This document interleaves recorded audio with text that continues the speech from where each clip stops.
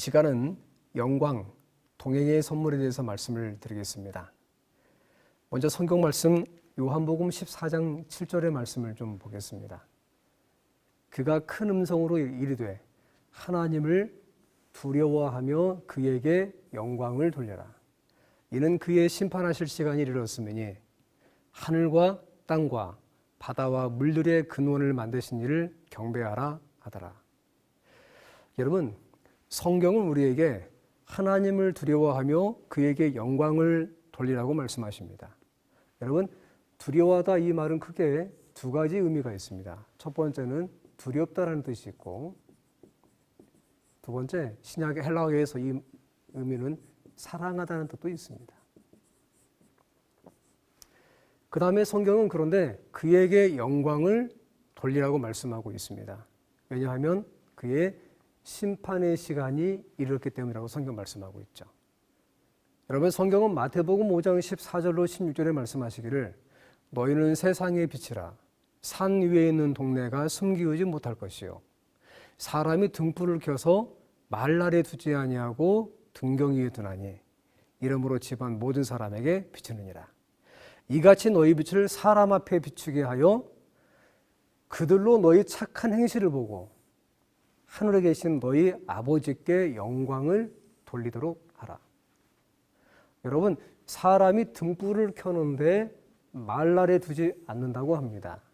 이 말은 일반적인 사람들이 하는 그런 언어를 말씀하고 있지 않습니다. 이 말은 무게를, 부피를 재는 하나의 이렇게 생겼겠죠. 예를 들어서 10홉은 한 대가 됩니다. 그런데 10대는 바로 한 마리 되겠죠. 그러니까 한 말짜리 돛박을 말씀하고 있습니다. 돛박을 이렇게 뒤집어서 놓고 이 속에다가 우리가 하나님의 등불을 숨기지 아니하고 반대로 등불이 위로 올라가지 않느냐. 그러므로 모든 사람에게 비칠 수가 있다. 이같이 너희가 너희 빛을 사람에 비추게 하고 난 다음에 너희의 착한 행실을 보고 하나님 아버지께 영광을 돌리게 하라. 예수님은 산상수훈에서 그들로 너희 착한 행실을 보고 하늘에 계신 너희 아버지께 영광을 돌리라고 하십니다. 여러분, 그러면 하나님의 영광은 무엇일까요? 우리가 어떻게 하면 하나님께 영광을 돌릴 수 있을까요? 우리가 하나님께 영광을 돌리지 아니하면 하나님은 영광을 받지 못하시는 분일까요? 여러분, 우리가 기억해야 할 것은 하나님은 이미 영광스러운 분이라는 사실입니다. 우리가 이미 있는 하나님의 영광에 무엇을 더할 수 있는 것은 없습니다. 그럼에도 우리의 삶을 통해서 왜 하나님께 영광을 돌리라고 말씀하실까요? 영감의 기별을 좀 보겠습니다.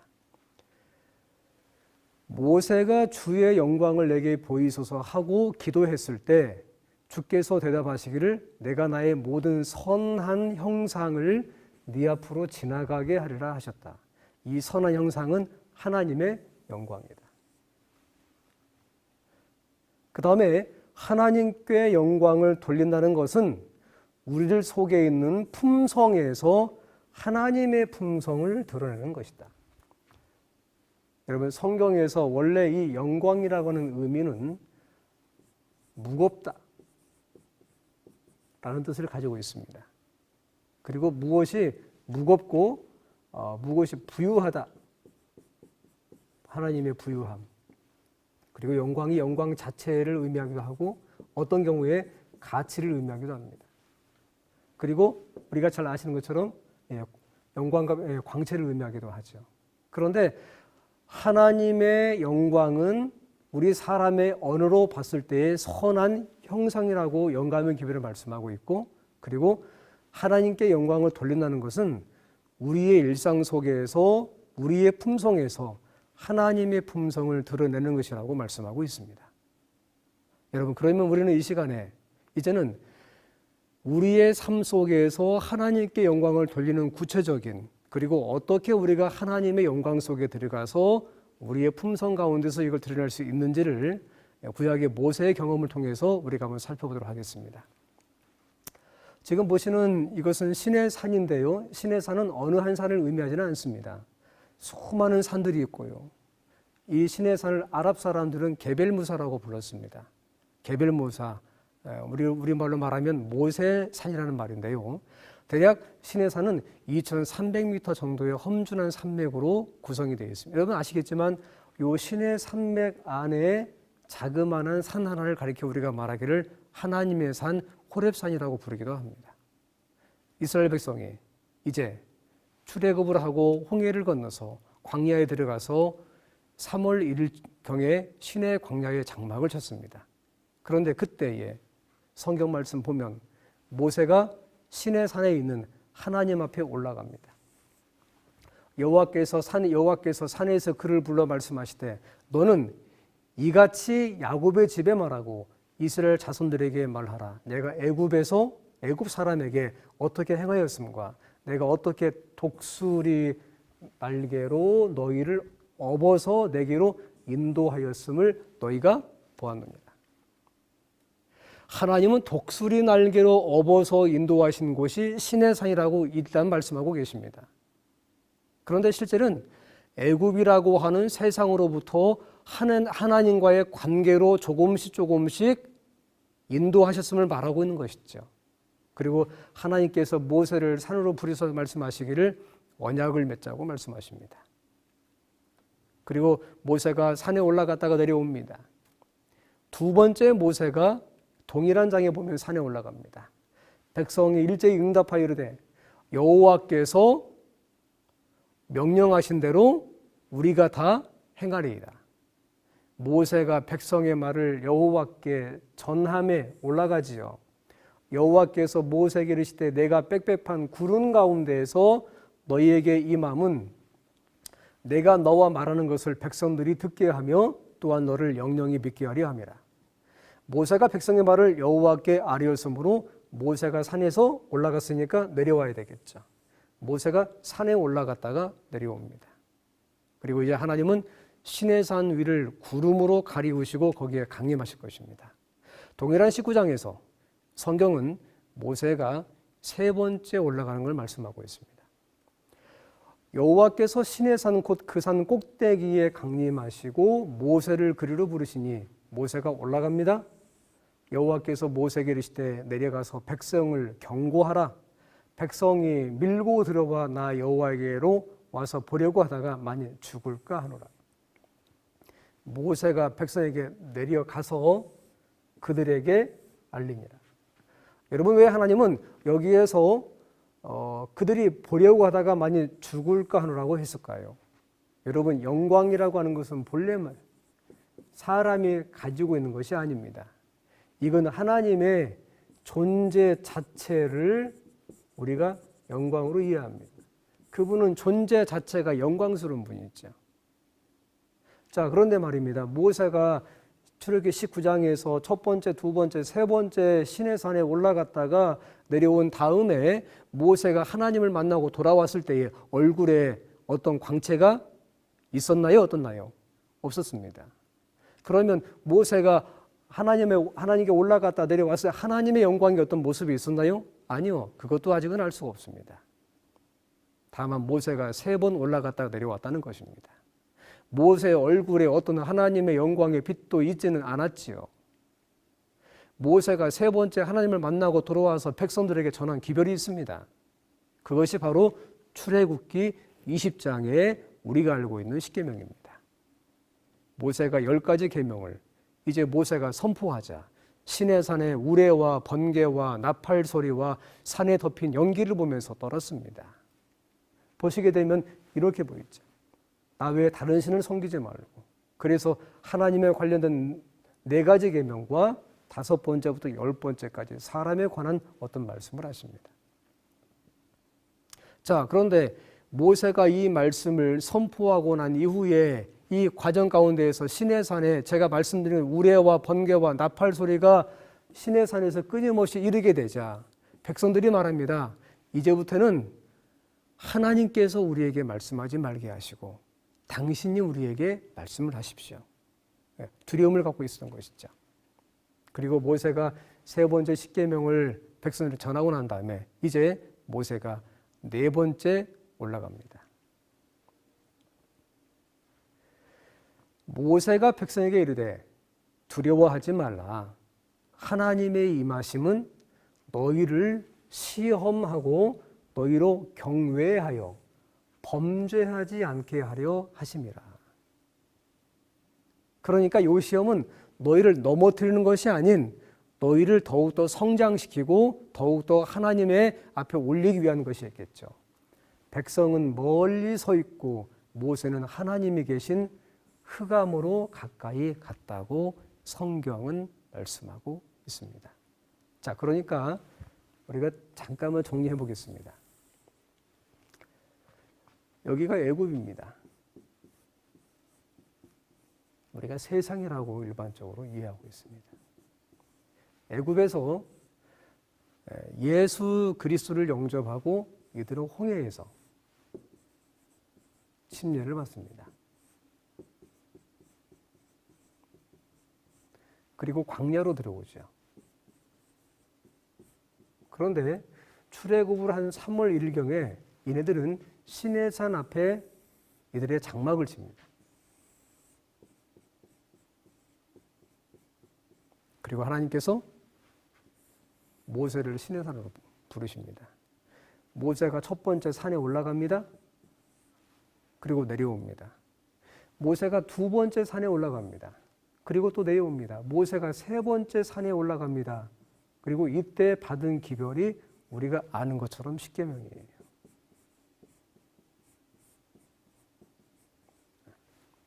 자, 그런데 모세가 이제 네 번째 올라갔을 때의 성경은 무엇이라고 말씀하고 있냐면 하나님의 더 가까이 가서 흑암 가운데 들어갔다고 말씀하고 있습니다. 그러니까 모세가 산에 올라갑니다. 다시. 모세가 구름 가운데 들어갑니다. 그리고 모세가 흑암으로 들어갑니다. 모세는 조금씩 하나님의 가까이 계신 곳으로 조금씩 올라갔다가 내려올 때마다 하나님과 동행을 위해서 나아가게 됐죠. 이때 네 번째 모세가 올라갔을 때에 하나님은 종에 대한 법을 말씀하시고, 그러니까 안식일 계명에서 내 남종이나 여종이나 심지어 짐승까지도 쉬게 하도록 보호를 하시고, 지금은 사회적 약자에 대한 존중과 보호를 포함해서 사람들의 삶에 직접적인 관련된 말씀을 하십니다. 그리고 이제 모세가 다섯 번째 올라갑니다. 여호와께서 모세에게 이르시되 너는 산에 올라 내게로 와서 거기 있으라. 네가 그들을 가르치도록 내가 율법과 계명을 친히 기록한 돌판을 내게 주리라. 모세가 산에 오르매 구름이 산을 가리며 모세는 구름 속으로 들어가서 산 위에 올라갔으며 거기에서 40일 40야를 산에 있습니다. 여러분, 이 말씀 앞에 보면 아론과 그의 아들들과 70인 장로가 모세와 함께 올라갑니다. 그리고 거기에서 모세와 여호수아가 조금 더 올라갑니다. 그리고 마지막에 모세만 하나님 앞에 들어가서 40일 동안 하나님과 동행하면서 시내산에 있었습니다. 그는 시내산에서 40일 동안 무엇을 했을까요? 우리는 잘 모릅니다. 하지만 하나님과 더 깊은 관계 속으로 들어가는 경험을 했을 것입니다. 이때 모세가 다섯 번째 올라가서 받은 기별이 성소기별입니다. 40일 기간이 마치면서 하나님은 모세에게 두 돌판도 주셨죠. 자, 그러면 모세가 지금 시내산에 다섯 번 올라갔다가 내려오는데 모세의 얼굴에 이제는 영광의 광채가 있었나요? 영광의 광채가 날만도 하지 않습니까? 그런데 성경을 읽다 보면 오히려 문제만 더 커지고 말았습니다. 시내산 밑에서 모세를 기다리던 백성들이 모세가 오랫동안 내려오지 않게 되자 아론을 협박해서 금송아지를 만들고 경배하면서 난리가 난 것입니다. 그러니까 과거에 이네들이 애굽에서 환경적인 요인과 상황적인 요인에 의해서 자동스럽게 학습이 되었던 애굽의 금송아지를 본떠서 그걸 만들어서 거기에 경배하게 된 것이죠. 그래서 모세가 가슴에 품고 있던 하나님의 두 돌비, 언약의 두 돌비를 깨트려 버립니다. 돌비는 모세가 던져서 깨트렸지만 실제 언약은 백성들이 깨트린 것이죠. 우상 숭배로 말미암아 언약을 깨트렸으니 언약의 관계이면서 당사자인 이스라엘 백성들은 이제 죽을 수밖에 없게 되었습니다. 밤을 기도로 보낸 모세가 백성들을 모아놓고 이제 이렇게 말합니다.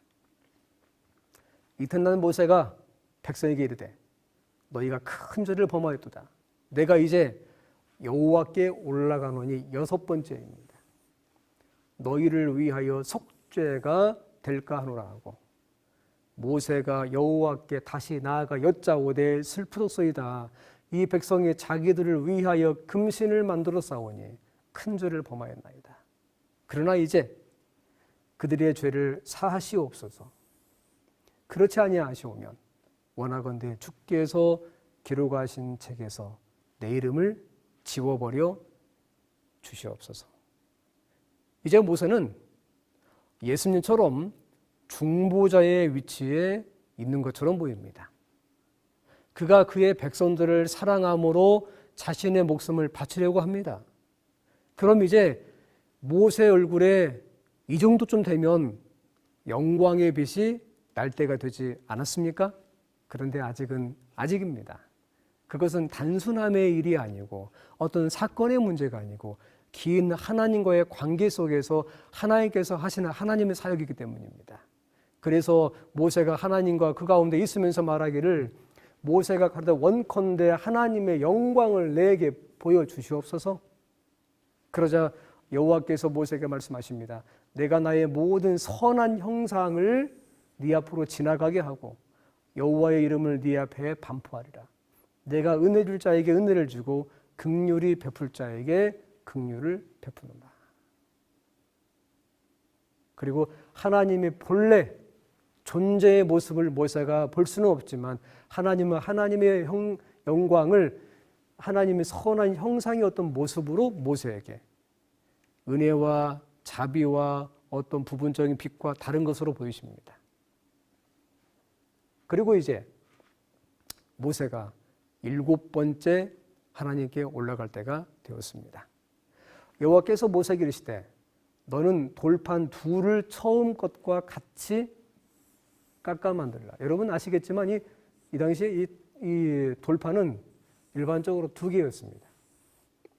그리고 이 돌판의 앞면에 10계명의 일부가 기록이 되어 있었고 이 돌판의 뒷면에 앞면과 뒷면에 10계명이 있었습니다. 그러니까 돌판 하나에 앞면과 뒷면에 양면에 10계명이 적혀 있는 것이 2개지요. 왜냐하면 언약은 서로 당사자 간에 맺을 수 있기 때문이지요.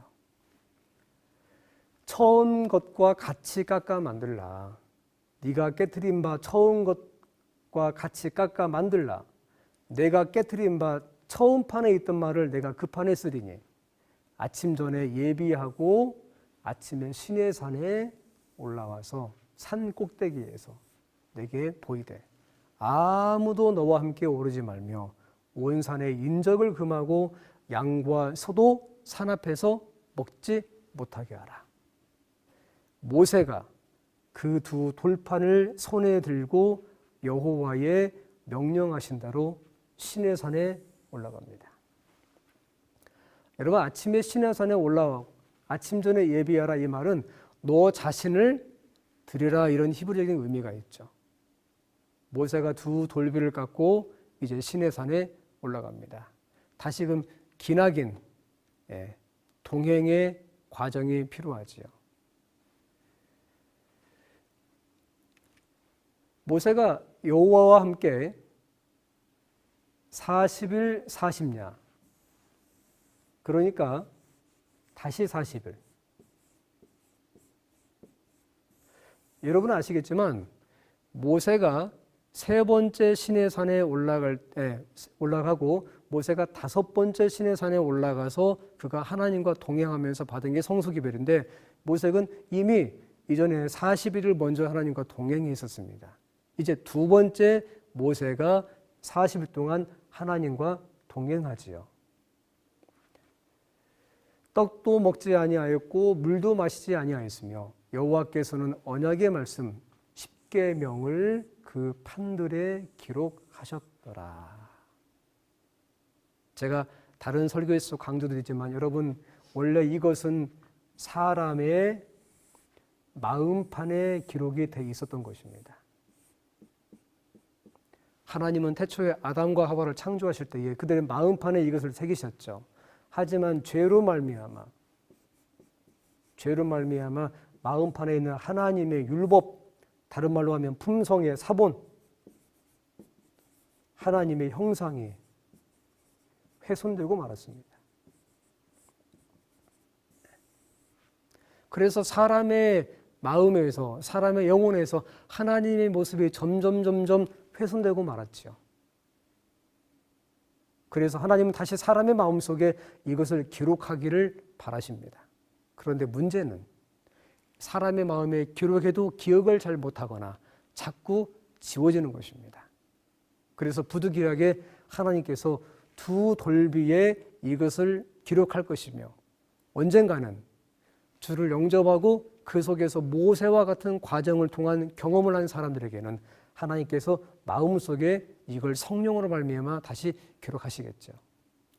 자, 모세가 그 증거의 두 판을 자기 손에 들고 시내산에서 이제 내려오니 그 산에서 내려올 때에 모세는 자기가 여호와와 말씀하셨음을 인하여 얼굴에 광채가 나나 깨닫지 못하였다고 성경은 말씀하고 있습니다. 그러니까 모세가 40일을 동행하고 난 다음에 내려오는데 그 얼굴에 광채가 있었어요. 근데 모세는 알지 못합니다. 그래서 사람들이 모세에게 와서 그 얼굴에 광채 때문에 접근할 수 없기 때문에 이것을 뒤집어 씌운 것이죠. 자, 다시 저는 조금 더 이 부분을 정리하려고 합니다. 모세가 4번째, 그리고 모세가 5번째 시내산에 올라갔다가 내려와서 받은 게 제가 성소 기별이라고 말씀을 드렸습니다. 이때 모세가 받은 게 두 돌비도 받았죠. 하지만 모세는 6번째 다시 올라갑니다. 그리고 모세가 마지막으로 7번째 시내산에 올라가서 여기에서 2번째 40일을 하나님과 동행합니다. 그리고 모세가 시내산에서 내려오죠. 여러분, 저는 이미 서두에 하나님께 영광을 돌린다는 것은 우리의 품성에서 하나님의 모습을 드러내는 것이라고 말씀을 드렸습니다. 그런데 하나님께 영광을 돌린다는 것은 하나님의 영광을 입는 것이지요. 이것은 사람이 인간의 노력으로 취할 수 있는 능력의 문제나 노력의 문제가 아닌 전적인 하나님과의 동행 가운데에서 하나님이 주시는 하나님의 성품이 우리 삶 가운데에서 일부분 재현되는 것입니다. 따라서 하나님의 영광을 입는다는 것은 우리 가운데에서 하나님의 성품을 보이는 것입니다. 그래서 재림교회 성경주석은 이렇게 정의합니다. 하나님의 성령으로 충만한 사람은 하나님의 영광스러운 품성을 반사한다. 하나님의 성령으로 충만한 사람은 하나님의 영광스러운 품성을 반사한다. 비록 모세처럼 그것의 임재를 깨닫지 못하지만 하나님과 밀접하게 살아가는 자들로부터 다른 사람들의 생애에 효과적인 결과를 남기는 영향력이 퍼져나간다. 친애하는 성도 여러분, 우리가 하나님을 올바르게 나타내면 그분은 우리 속에서 살아계십니다. 하지만 우리가 하나님을 올바르게 나타내지 못하면 그분은 다른 사람들이 우리를 보기에 우리 속에서 계시지 않기 때문에 그분은 죽으신 것과 다를 바 없습니다. 하나님의 영광스러운 품성을 반사하는데 이것이 다른 사람들의 생애에 효과적인 결과를 남기는 영향력이 퍼져나간다고 말씀하고 있습니다. 이것은 카리스마가 아닙니다. 이것은 그들의 삶 가운데에서 다른 어떤 이가 그들의 모습을 보면서 하나님의 품성을 보는 것이죠. 그리고 나도 저 사람처럼 저렇게 하나님을 믿어보고 싶다. 저 사람이 가지고 있는 환경적인 요인과 상황적인 요인과 여러 저 사람의 인생의 배경보다도 지금 저 사람이 보이는 삶의 태도와 수많은 다가오는 문제에 대해서 보이는 반응력, 이런 것들이 다른 사람에게 아주 긍정적이고 효과적인 결과를 주기 때문에 나도 저 사람처럼 하나님을 믿어보고 싶다. 이런 감동을 주는 것입니다. 저는 서두에 이런 말씀을 읽어드렸습니다. 그가 큰 음성으로 이르되 하나님을 두려워하며 그에게 영광을 돌리라. 여러분, 하나님의 심판의 시간이 이르렀습니다. 하늘과 땅과 바다와 물들의 그늘을 만드신 이를 경배하라고 말씀하고 있죠. 우리의 인생이 얼마일지 우리는 모릅니다. 우리가 의학의 발달로 조금 더 오래 살 것처럼 보이지만 어떤 사람의 인생은 오늘이 마지막이며 어떤 사람의 인생은 더 살 수 있을지 모르겠습니다. 하지만 오늘 주어진 하루, 오늘 주어진 이 하루를 우리가 하나님께 영광을 돌리면서 살아갈 수 있다면 이것만큼 우리 삶 가운데 가치 있는 게 있을까요? 세상의 모든 것들이 흔들리고 무너집니다. 여러분, 땅도 흔들리고 바다가 흔들리고 인간의 죄악으로 하늘의 공기가 하늘을 가로막고 뿌여서 볼 수가 없습니다. 이제 하나님이 이 땅에 방문하실 시간이 다가옵니다. 하나님과 긴 동행을 통하여 영광을 돌리는 그런 삶, 여러분의 일상에서 하나님이 살아계시는 그런 삶을 기대하면서 말씀을 드리겠습니다. 감사합니다.